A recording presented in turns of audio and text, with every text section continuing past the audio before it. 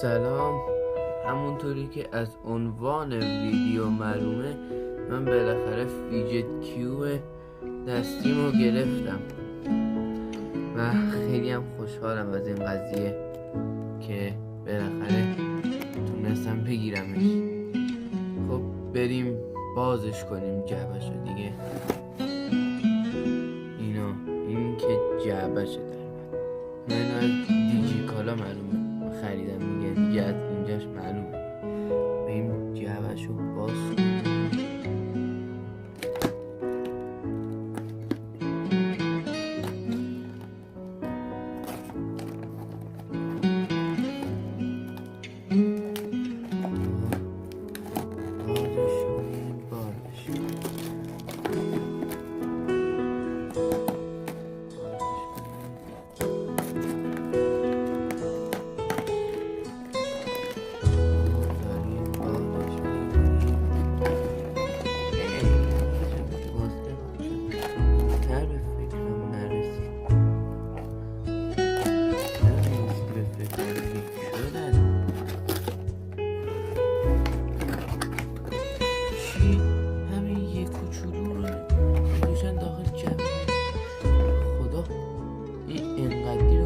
داخل جعبه لگو به خدا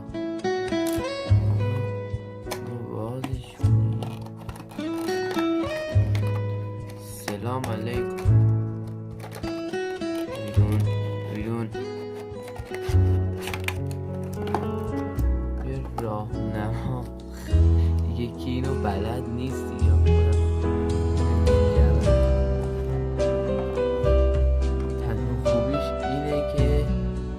به این نوشته ها دقت کنید میفهمید طرفش دیگه همه رو میتونید ببرید. پس قضیه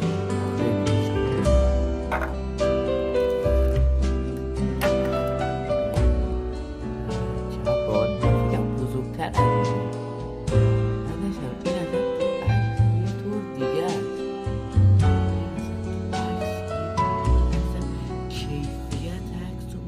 بالا عجب کلکایی یا نام خدا. این که اینطوریه داخلم اینم که میچرخه معلومه دکمه پیریز که چراغ درشوی قدیمی ها چپال همه عاشق این بوی. و حالا ما میخواییم قفل گاف صندوق رو باز کنیم و به سرقت ببریمش. هرکی تونست کد بزنه در گاف صندوق رو باز کنه. وای چقدر باحاله. اینجاست که دیگه از همه چرت و پرتره. جای اثر انگشت. وای خدا این اصلا چه چیزایی دارن اصلا تو عکس کیفیت رو یه طور میکنن آدم دلش میخواد 50. تازه من دلم میخواست 2 تا بگم خدا رو شکر من یه دونه رو گرفتم. خب تا ویدیو بعد خدا نگهدار.